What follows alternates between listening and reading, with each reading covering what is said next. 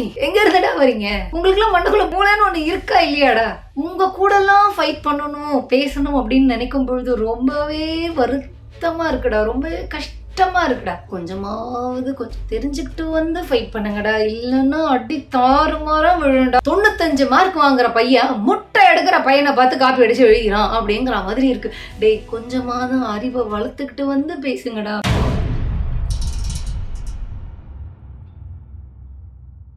வணக்கம். இன்னைக்கு நம்ம 3 ஜந்துக்களை பத்தி பார்க்க போறோம். 1 பாஜக சங்கி, 2வது நாத்தாக்கா ஜாம்பி, 3வது தாவேக்கா தற்கொலை.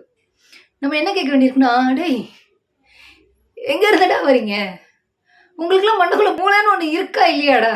நீங்க நம்புற கடவுள் உங்களால படைக்கும் போது அது உள்ள வைக்க மறந்துட்டாராடா?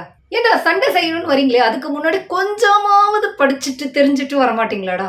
ஏன்டா இப்படி தற்குறித்தனமா பதிவு போடுறீங்க? உங்க கூட எல்லாம் ஃபைட் பண்ணணும் பேசணும் அப்படின்னு நினைக்கும் பொழுது ரொம்பவே வருத்தமா இருக்குடா, ரொம்பவே கஷ்டமா இருக்குடா. ஐயோ, என்ன அரசியலை பத்தி கொஞ்சமாவது தெரிஞ்சுக்கிட்டு வந்து பேசுங்க. உங்க தலைவர்களுக்கே தெரியாது, தெரிஞ்சா நீங்க ஏன் இப்படி இருக்க போறீங்க?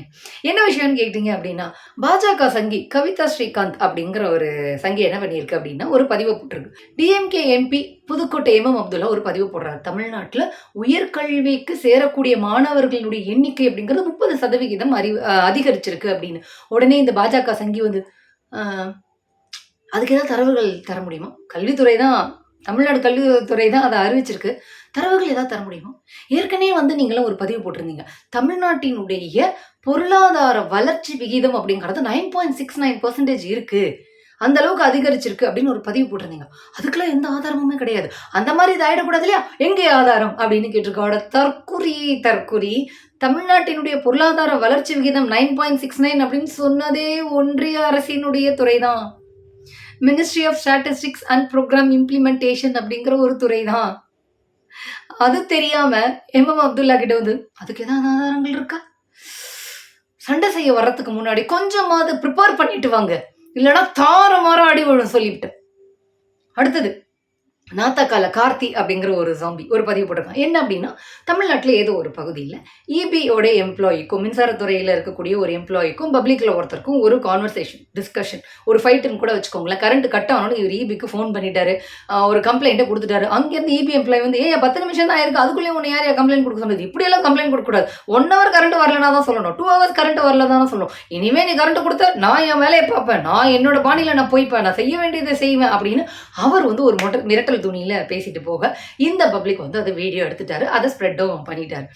இதை ஒரு பதிவா போட்டு நாத்தாக்கா ஜாம்பி என்ன சொல்லியிருக்கான், யாருமே குறை சொல்ல முடியாத அரசா இது அப்படின்னு கேட்கிறாரு. அதாவது திமுக அரசை இவரு குத்தி காட்டுறாராம். அதுக்கு ஒருத்தர் பதிவு போட்டிருக்காரு, அருண் அப்படிங்கிறவர். ஏண்டா நாத்தாக்கால சீமான் மட்டும்தான் பாலியல் பொறுக்கி, இல்ல எல்லாருமே பாலியல் பொறுக்கின்னு சொல்லிட முடியுமா? இல்ல அது மாதிரிதான் எங்கேயோ ஏதோ ஒரு அரசு ஊழியர் தவறு செய்கிறார் அப்படிங்கிறதுக்காக திமுக அரசியே நீ எப்படா குறை சொல்லுவ அப்படின்னு கேட்டிருக்காரு. நிஜமாவே இந்த பதில் சீமானே செருப்பால் அடித்த மாதிரி தான். ஆனால் அவங்களுக்கு எவ்வளோ அடித்தாலும் சூடு சரணை அப்படிங்கிறதெல்லாம் வராது. எங்கேயோ ஒரு இடத்துல ஒரு பிரச்சனை நடந்தா, தனி மனித தவறுகள் நடந்தா அதுக்கு திமுக அரசு தான் காரணம் அப்படின்னு சொல்லக்கூடிய அறிவை தான் நாத்தாக்கா ஜாம்பிஸ் பெற்றிருக்கிறார்கள். ஆனால் நாத்தாக்காவினுடைய தலைமை பொறுப்பில் இருக்கக்கூடிய சீமானுடைய பாலியல் வழக்குகளுக்கெல்லாம் போய் இவங்க கோஷமிட்டுக்கிட்டு முட்டுக்கு கொடுத்துக்கிட்டு காரில் போய் சர்ரு சர்ரு சர்ரு அப்படின்னு சீன் போட்டுக்கிட்டு, அண்ணா நீங்கள் கவலைப்படாதீங்க, நீங்கள் எத்தனை பொண்ணுங்களோட ஏமாத்துங்கண்ணே, நாங்கள் உங்களுக்கு முட்டு கொடுப்போனே அப்படிங்கிற கதையாக தெரிஞ்சுக்கிட்டு இருக்கிறாங்க. அதனால நம்ம என்ன சொல்ல வேண்டியிருக்கோம், தயவு செய்து இந்த ஜாம்பி தனத்தெல்லாம் காட்டாதீங்க, அடி வாங்கிக்கிட்டு போவீங்க.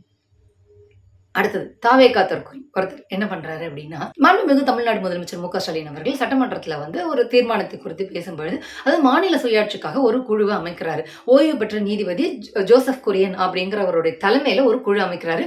மாநில சுயாட்சி, மத்தியில் கூட்டாட்சி அப்படிங்கிறத பற்றி ஒரு ஆய்வு செய்து அறிக்கையை சமர்ப்பிப்பதற்காக இப்படி ஒரு குழு அமைக்கிறோம் அப்படின்னு சொல்லிட்டு சட்டமன்றத்தில் பேசும்பொழுது, கல்வி அப்படிங்கிறது மீண்டும் மாநில பட்டியலுக்கு வரணும் அப்படிங்கிறதெல்லாம் பேசுறாரு. உடனே இந்த தாவேக்கா தற்கொலை பாத்தீங்களா, எங்களுடைய தலைவர் விஜய் சொன்னதுதான் தமிழ்நாட்டினுடைய முதலமைச்சரும் சொல்றாரு அப்படின்னு.